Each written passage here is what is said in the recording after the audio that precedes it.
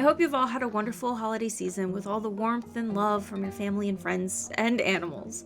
Since we're reaching the end of the month, it's time for our final update for Dez's Mustang Makeover. If you're just tuning in now, I'll give you a little recap. Back in August, I signed up for Fawn Lake's Mustang Makeover. Every year, to try and control the population among the herds and their impact on the plants and other wildlife, some of the wild horses on South Hoof are rounded up and sent away to different rescues, organizations, and barns. Some of these rescues host Mustang Makeovers, where your goal is to take a Mustang and transform them from untouched to competition ready. I was paired with Desert Rose, or Dez for short. Over the next few months, we really worked on increasing our bond. We did all sorts of training and worked our way up to wearing tack and eventually to riding.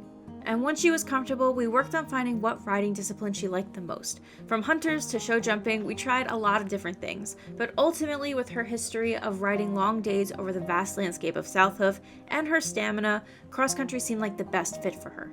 We even competed in a show together to see how she would do in that setting, and she did amazing. 5th in one division, 1st in 2 others, she even got her very first champion ribbon with one of her first placings.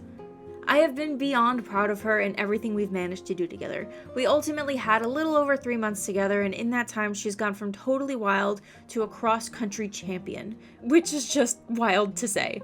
The Mustang Makeover event officially ended on December 5th. At the end of my last update, I mentioned this video would show off her final reveal, and that was the plan. However, the snow came to Jorvik. Jorvik has always had some pretty extreme winter weather. Every year, there's a pretty consistent layer of snow from December to the end of January or sometimes February. It's actually uncanny how suddenly it appears and doesn't seem to melt, and then one day when spring is just around the corner, it all just suddenly vanishes. I'm sure there's some conspiracy about it, but I'm getting a little off topic. The host had been planning on putting together a show, but between the snow and the holidays, it just didn't work out. So unfortunately, I don't have a final reveal to give you like I originally planned. But with her champion win in last month's show, I'd still say we're ending on a high note. Since the event is officially over, the biggest question is, what's next for Dez? I sort of knew early on that I wouldn't be keeping her. I have Jellybean, and honestly, my goal for 2026 is to really work on her training and compete with her this season.